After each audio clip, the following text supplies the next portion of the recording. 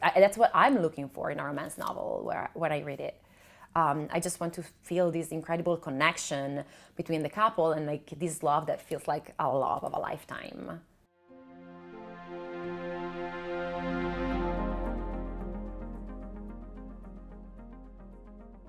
My new book, Love on the Brain, is the story of a neuroscientist who is having a little bit of a rough spot in her career, but she is chosen to be the lead of a very important project at NASA, and she is over the moon about that.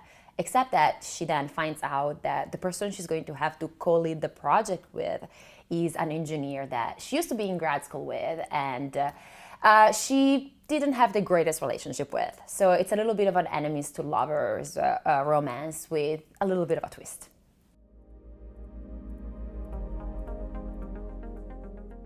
I think the love hypothesis came out at a time that was really rough. It was kind of like the middle of the pandemic, and a lot of people needed a little bit of a distraction, and I feel like a lot of romance novels got really big and just got a lot of love from social media in during 2020 2021, and I think the love hypothesis was part of kind of that wave of books that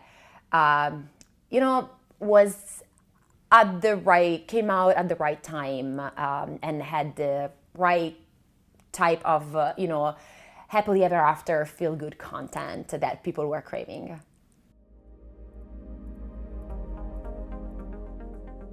First of all, academia and STEM academia are such a ridiculous setting in the sense that the people in there, and I say it as a person who is in STEM academia, are just kind of like funny. We have a lot of really weird habits, a lot of like really weird culture and the really odd things that we do and that feel normal within the context of academia, but then are a little bit funny if you look at it from the outside. So I think it's really a good setting for rom-coms because there is stuff that we do in the lab that is just really funny from the outside when you look at it, but when you're living it is a little bit of a nightmare sometimes.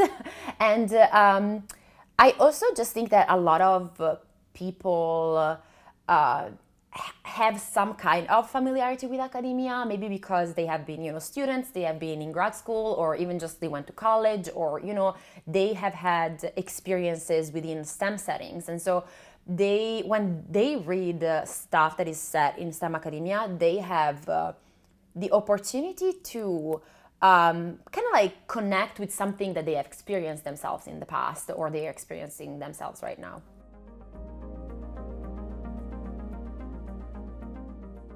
My favorite romance tropes are definitely, my favorite is fated mates. So when two people are just meant to be together. I love enemies to lovers.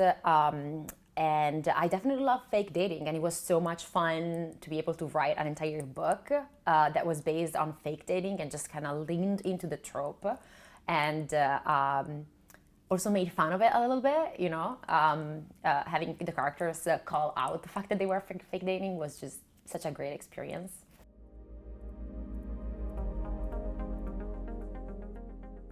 Adam Driver was the original inspiration for Adam, right? So my book started as a Reylo fan fiction. So Reylo would be Rey and Kylo Ren.